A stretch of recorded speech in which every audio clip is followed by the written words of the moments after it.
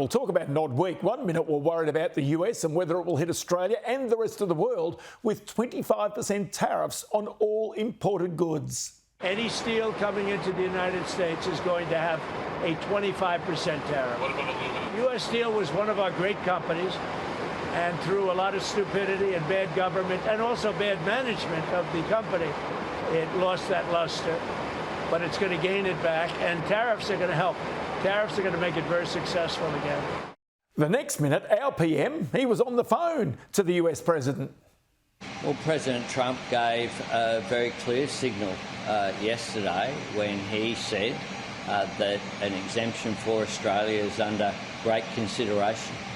They're his words. They're consistent with the discussion that I had with President Trump. It was a very warm and constructive discussion and engagement. We'll continue to do so. Then Trump was asked about Australia and about our PM.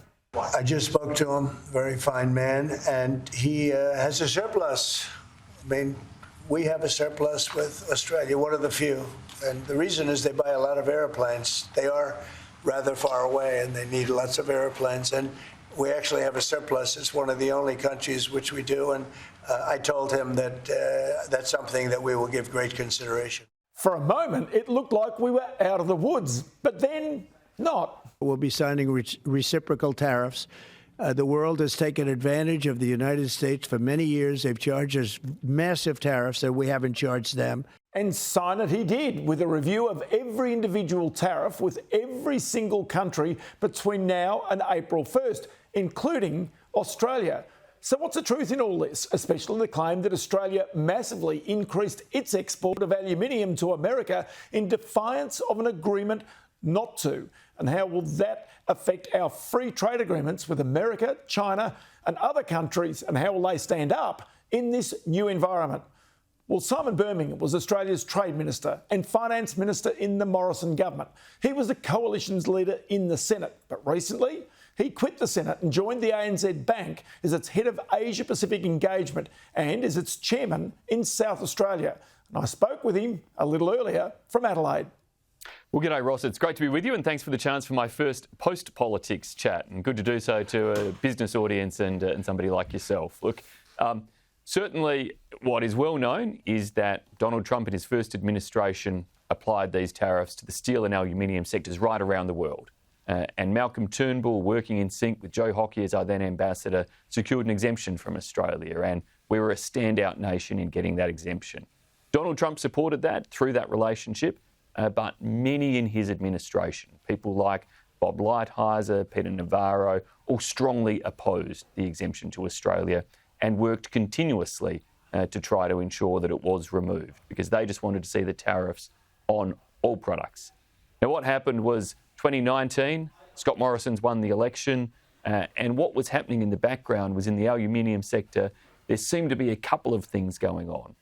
A question about transshipment, products possibly being moved through other countries or through Australia in ways that saw it entering the US under an Australian badge, causing growth in Australian aluminium going into the US, but also genuine growth in Australian exports into the US. And that saw those opponents of the tariff exemption in the Trump administration say, look, Australia told you, Mr. President, this wasn't going to happen, but instead there is a surge in aluminium coming in, so you should absolutely put those tariffs on Australia as well.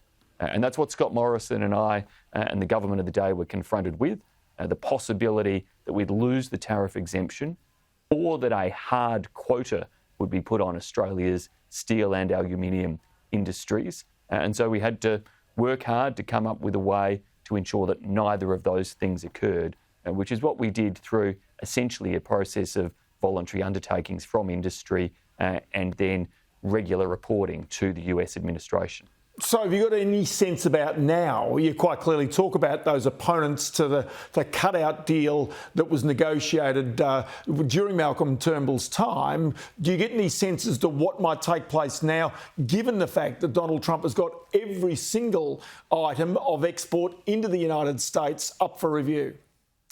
So, Ross, it was a fascinating document released by the Trump administration this week, singling out in that document the commentary around Australia and aluminium exports spiking over a period of time. It talked about from 2017 to 2024 as benchmarks. Now, the work that was done previously ensured that we got those voluntary undertakings and did work within the relativities, benchmarks to 2017 for a period. Then change of administration both here in Australia and in the US, and there have been some growth over 2022, 23, 24 in terms of Australian aluminium exports into the US. That has clearly been used by those believers in terms of tariffs on everybody in the Trump administration to highlight a challenge with Australia. And that certainly is obviously being used in a way to make it harder for the current Australian government to be able to get exemptions again.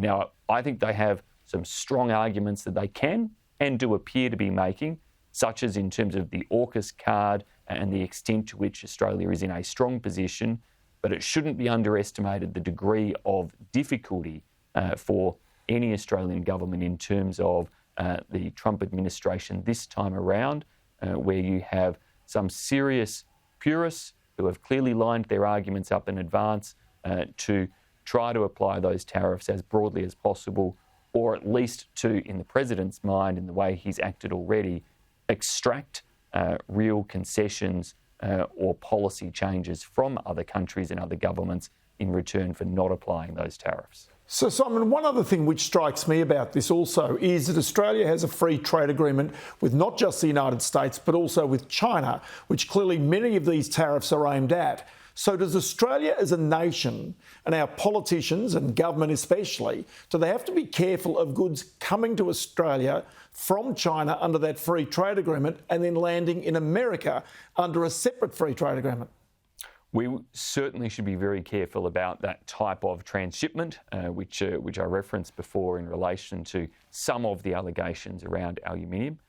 Australia's systems, the systems of our customs and border force and protections are pretty strong and robust. So we certainly shouldn't concede that this is a giant risk. Indeed, Australia can be trusted by the United States in terms of the systems that we do have in place.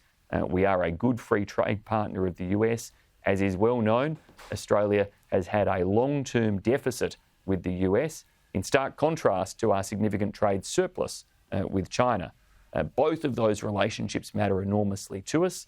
The US is Australia's largest investment partner and critical for foreign direct investment into Australia and an enduring investment relationship. But China is critical as our largest trading partner and crucial, of course, for the economic well-being, especially of our Asian region that we're in. OK, so when our free trade agreement with the United States was first negotiated, the real sticking point, as it always is agriculture, and in particular beef exports to America.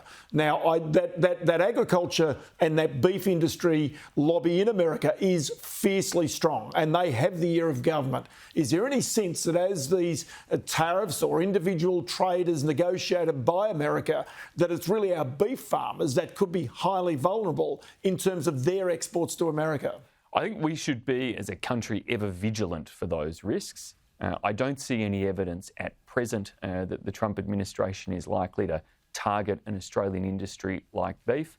I think the industrial sector, as we can see from their concern about steel and aluminium, has a much stronger leverage there in terms of the overall attitude of the administration. It should also be always kept in mind that on some of the other goods and services that are traded, particularly in relation to pharmaceuticals, there remain tension points that have long existed in relation to the Australia-US relationship because of the way our pharmaceutical benefits scheme works in Australia and the way in which prices are negotiated, that many of those pharmaceutical companies would like to see probably pressure applied by a US administration. So there are lots of different parts of that trade agreement that could be put on the table. It's now one of our longest and oldest free trade agreements. And the thing we have to keep driving home is it's one that has worked for the United States, maintaining that trade surplus they have with Australia. But as a country here in Australia who believes in open trade Governments of both persuasions have pursued that, and that has benefited our economy enormously and sustained effectively, if you take out COVID blips, 30 plus years of continued economic growth in this country as we have liberalised, as we have opened up. And that's why we need to make sure we preserve that with the US, but then regardless of what the Trump administration does, preserve it also across all of our other trading relationships. So I was going to ask you exactly about that, because given the fact that Donald Trump in particular says, look, tariffs are easy, tariffs are simple, and we think we get a fairer deal that way, the world potentially could slip back in regards to other tariffs quite clearly coming on and trade wars emerging all over the place. From a Puritan's point of view, do you say that really having free trade agreements, having no tariffs on these goods going back and forwards is a better way for the global economy to operate? 100% would be my answer there, that we absolutely need to keep the openness and the approaches that have worked to sustain strong economic growth here in Australia and across our region. And I have enormous confidence that the Asian region, from Japan and North Asian economies in Japan and Korea, working our way down through, we hope, China, certainly across Southeast Asia, Australia, New Zealand, that our countries have enjoyed the benefits of opening up. Right back from the beginnings of reform under Deng Xiaoping and opening and reform in China in the 1970s, how that has flowed through, then especially the trade liberalisation agenda in our country, especially from the 70s and 80s onwards, but then as it has grown across Southeast Asia. And we should remember, between the RCEP trade agreement, the world's largest free trade agreement involving all of those countries I just mentioned, along with the CPTPP, the Trans-Pacific Partnership Agreement, we have two of the world's biggest free trade pacts that give us great networks and should enable our country to have resilience against any type of trade war that flows around the rest of the world, and that we need to be leveraging those types of big trade pacts further to get the maximum advantage for our trade relationships and investment flows as well. Well, I'll tell you what, Simon, it's great to have you on the program in your new role as the head of the ANZ's Asia Pacific engagement. Also, it's chairman in South Australia. We'll talk to you again in the future, and many thanks for your time today. Thanks so much, Ross. My pleasure.